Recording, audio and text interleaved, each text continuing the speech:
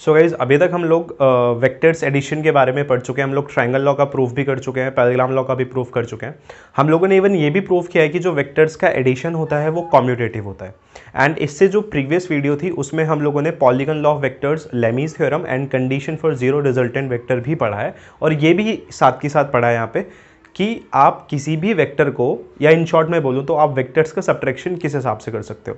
तो अब यहाँ पर बारी आती है, नेक्स्ट टॉपिक जो आता है, दैट टॉपिक इज दिस कि show that vectors addition is associative, कि जो वेक्टर्स का एडिशन होता है वो वेक्टर्स का जो एडिशन है वो एसोसिएटिव होता है।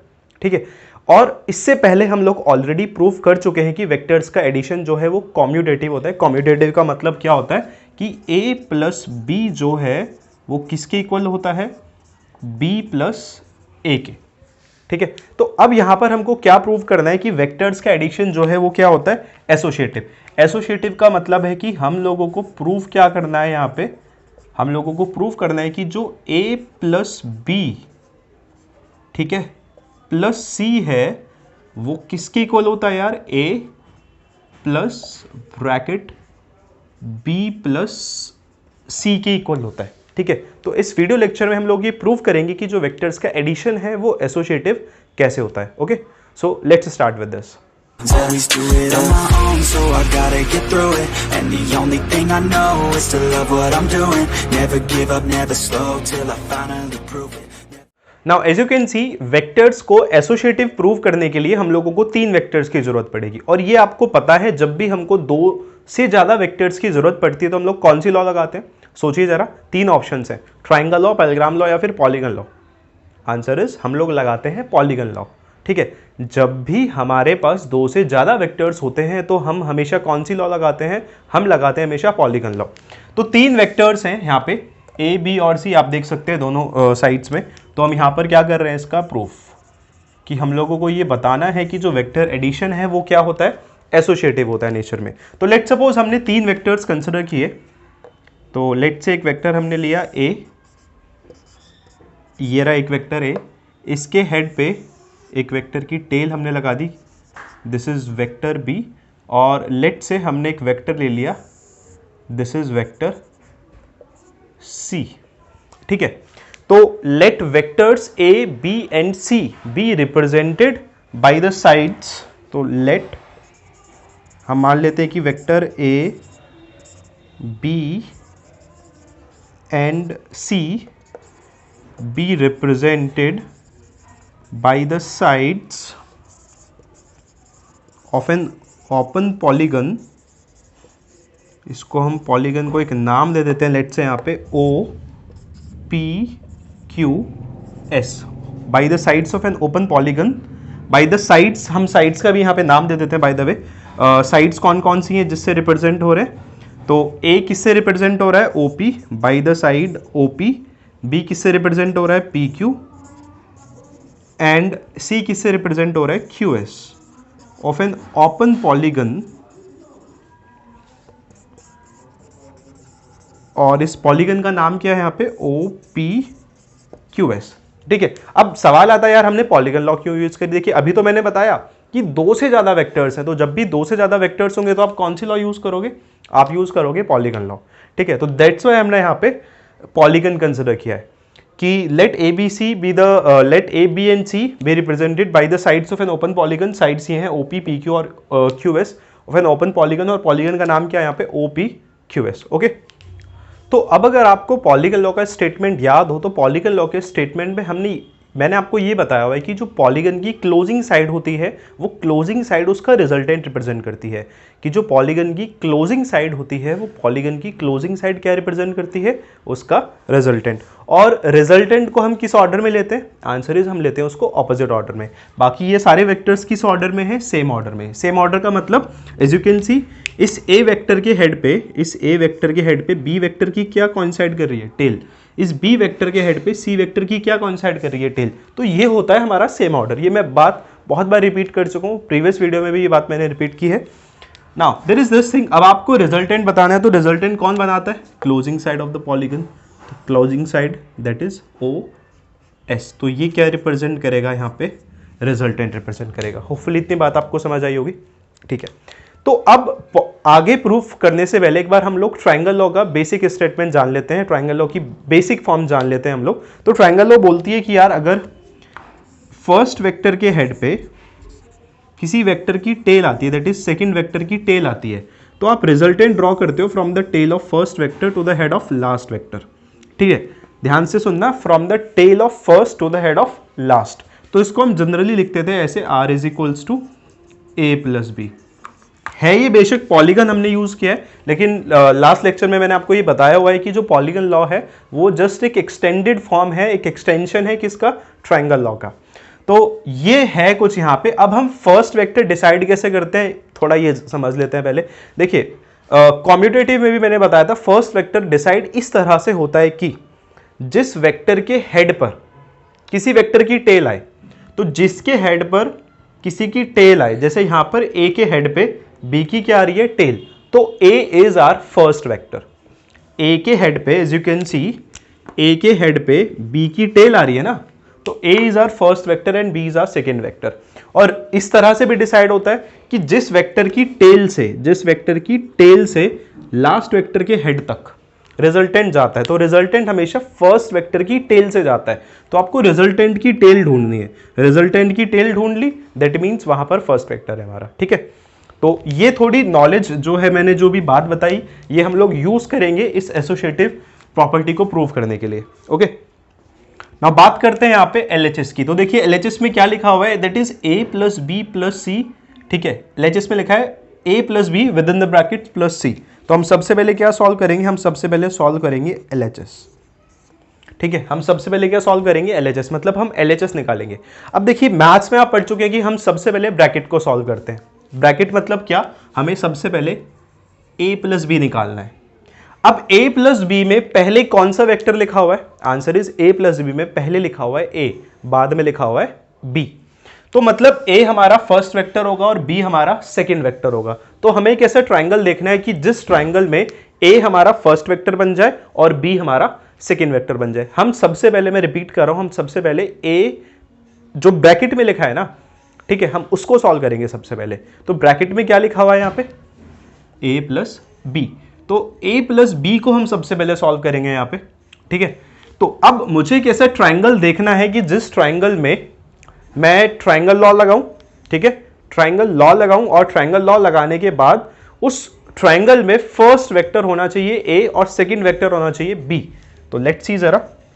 तो LHS की अगर हम बात करें तो इन ट्रायंगल, या मैं लिख देता हूं, हम लोग ट्रायंगल लॉ लगाएंगे by triangle law of vector addition, by triangle law of vector addition.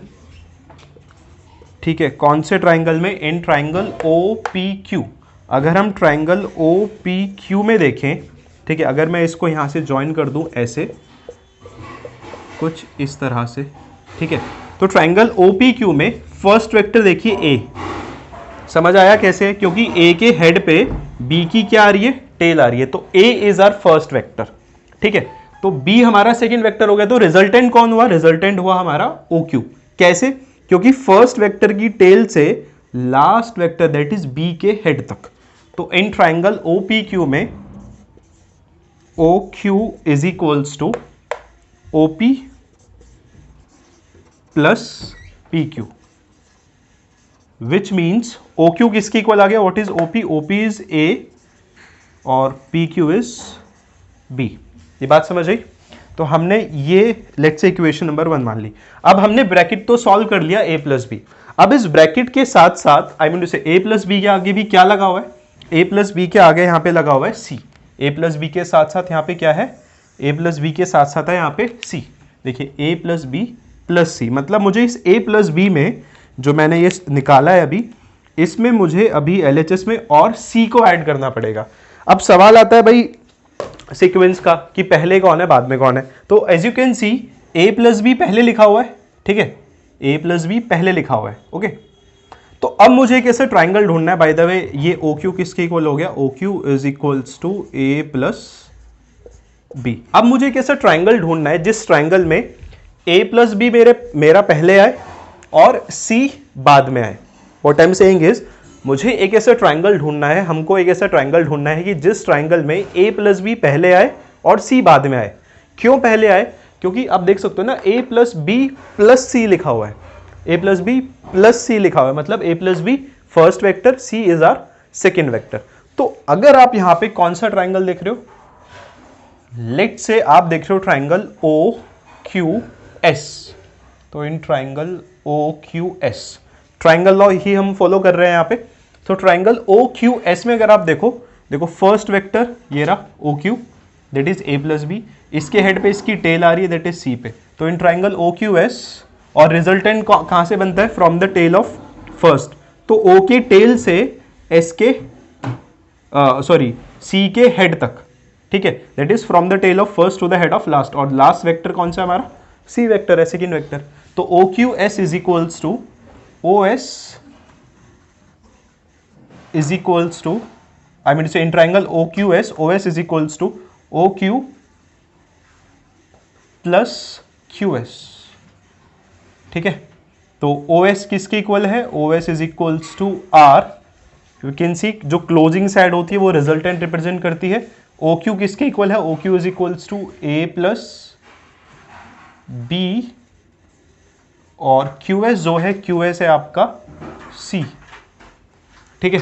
तो यहां से बन गई एक ये इक्वेशन नंबर 2 मान लेते हैं इसको। और ये वैल्यू हमने कौन सी इक्वेशन से यूज करी है? हमने ये यूज की है वैल्यू OQ की वैल्यू हमने कहां से यूज की है? यहां से, that is from equation number 1। तो ये तो बात थी LHS की, हमने LHS निकाल दिया। बात करते हैं RHS की। तो RHS में भी हम कौन सी लॉ लगाएंगे? Triangle law vector addition. तो by triangle law of vector addition of vector addition, अब राइट हैंड साइड में जो हमको सॉल्व करना है a plus within the brackets b plus C. तो सबसे पहले ब्रैकेट सॉल्व करेंगे हम लोग। अब ब्रैकेट में आपको सबसे पहले क्या दिख रहा है? b प्लस सी दिख रहा है, दैट इज b हमारा ये हमको दिख रहा है यहाँ पे। तो b हमारा कौन सा वेक्टर होना चाहिए? b should be our first vector and c should be our second vector. तो फर्स्ट वेक्टर की पहचान क्या है? कि फर्स्ट वेक्टर की हेड पे सेकेंड वेक्टर की टेल आती है। तो b के हेड पे सेकंड की टेल आ रही है। तो अगर मैं इसको यहां से ज्वाइन कर दूं ऐसे, तो एक ये ट्राइंगल बन रहा है, ठीक है। तो इन ट्राइंगल बिल्कुल इसी तरीके से जैसे हमने ये देखा था। तो in triangle P Q S, तो पी क्यू एस ट्राइंगल में यू कैन सी b के हेड पे c की टेल आ रही है, और जो रिजल्टेंट है वो b की टेल से c के हेड तक जा रहा है। तो in triangle P Q S, P S is equals to PQ plus QS. तो PS is equals to what is PQ? PQ is B. तो that is B plus C. Let's say this is equation number 3. तो हमने B plus C prove कर लिया। अब हमको क्या चाहिए? अब हमें क्या करना है? A plus B plus C करना है। A plus B plus C. By the way ये क्या है हमारा? This is R, ये हमारा B प्लस सी। अब हमें क्या करना है? इस B प्लस सी में A को ऐड करना है। अब ये जो ऐड करना है ये पहले करना है कि बाद में करना है? सोचिए जरा। आंसर इज ये पहले करना है। तो मतलब A should be our first vector and B plus C should be our second vector. B plus C मिलके सेकेंड वेक्टर होना चाहिए और A हमारा फर्स्ट वेक्टर होना चाहिए। तो अब हमें एक ऐसा ट्राइंगल ढूंढना है जिस ट्राइंगल में A हमारा फर्स्ट वेक्टर आ रहा हो और B प्लस सी हमारा सेकेंड वेक्टर आ रहा हो। तो अगर आप यहां पर ध्यान से देखेंगे तो एक ट्राइंगल आपको नजर आ रहा है, और वो ट्राइंगल कौन सा है? OPS। तो इन ट्राइंगल OPS, तो OPS में देखिए A के हेड पे B प्लस सी की टेल आ तो रही है, तो A हमारा फर्स्ट हो गया, B प्लस सी हमारा सेकेंड वेक्टर हो गया। और A फर्स्ट कैसे हुआ? देखिए रिजल्टेंट ये रहा, from the tail of first to the head of last.